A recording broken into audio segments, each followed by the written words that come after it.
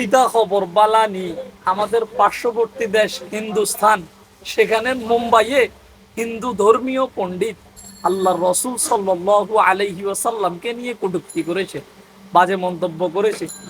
বিজেপির এক নেতা বলতেছে যে মসজিদের মধ্যে ঢুকে মুসলমানদেরকে খুঁজে খুঁজে হত্যা করবে, খুঁজে খুঁজে তাদেরকে মায়ের দূর করবে।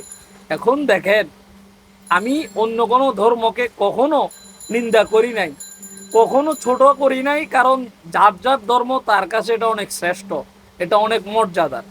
কিন্তু এখন এই যে তারা এগুলো করতেছে, এগুলো আদৌ ঠিক? এই যে আল্লাহ রসুলকে নিয়ে কটূক্তি করতেছে, একটা ব্যাপার আমরা লক্ষ্য করি, আমরা জানি হিন্দুস্তান ভারতের মধ্যে যে তিনজন বড় সেলিব্রিটি রয়েছে, তারা তিনজনই কিন্তু মুসলমান, কিন্তু তাদের জমির মরে গিয়েছে।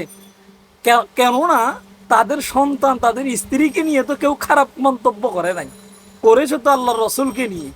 এই জন্য সেলিব্রিটিদেরকে আমি দিল থেকে ঘৃণা করি। বাংলার জমিনে আমরা দেখেছি যে এই যে গণ অভ্যুত্থানের মধ্যে যে ছাত্র আন্দোলন গিয়েছে, সেখানে বাংলার সেলিব্রিটি সম্প্রদায়ের অনেকেই চুপ রয়েছে, তারা বুঝেও না বুঝার ভান করে রয়েছে। খান্দা না খান্দা বরাবর সুদ, সে যেন বুঝেও না, জানেও না, দেখেও না।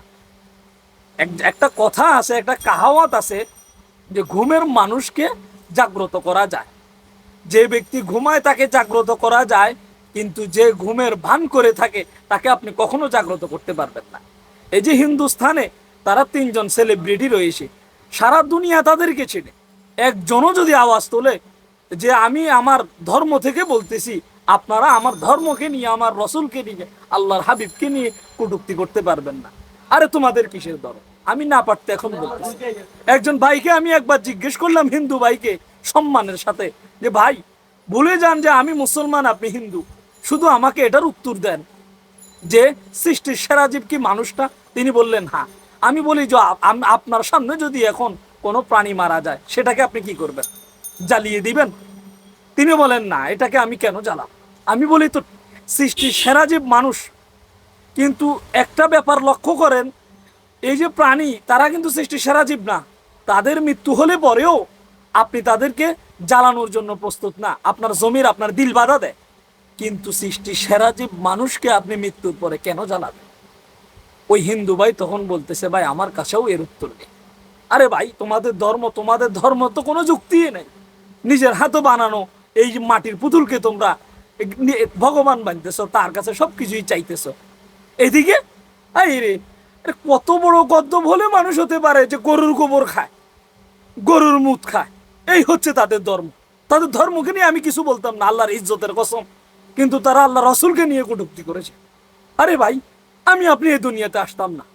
আল্লাহর রসুল হাসরের মাঠে যখন আপনি আটকে যাবেন, যখন আপনি জাহান্নামী হয়ে যাবেন, আপনাকে ছাড়া তিনি জান্নাতে যাবে না।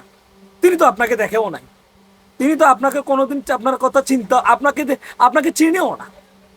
কিন্তু দেখেন, ওই মানুষটা, ওই আল্লাহর হাবিব হাসরের মাঠে আপনাকে ছাড়া জান্নাতে যাবে না। আজকে তাকে নিয়ে যদি কেউ এই কথা বলে, আমি তো সহ্য করব না। ওই সেলিব্রিটি সম্প্রদায়, ওই জানোয়াররা কিভাবে সহ্য করে? তাদের দিলে তো লাগবে না, তারা তো অন্যের স্ত্রী নিয়ে নাচানাচি করে। আল্লাহর হাবিবের মর্ম, ধর্মের মর্ম, কোরআনের মর্ম, আল্লাহর মর্ম কি বুঝবে তারা? হিন্দুস্তানে তারা বসবাস করে, হিন্দুস্তানে সাধারণ মানুষের গায়ে লেগে গেছে, কিন্তু তাদের অন্তরে লাগে নাই। এ কারণে বলি যে প্রত্যেক মুসলমান, যখন আপনার ভিতরে যতক্ষণ পর্যন্ত আপনার সামর্থ্য থাকবে, যে দিক দিয়ে হোক, ইসলামের কোনো ক্ষয়ক্ষতি যদি হয়, আরে আল্লাহ বলেছেন, যদি তোমরা মুসলমানরা যদি ইসলাম রক্ষার্থে ব্যর্থ হয়ে যাও, আমি হিন্দুদেরকে দিয়ে ইসলাম রক্ষা করব।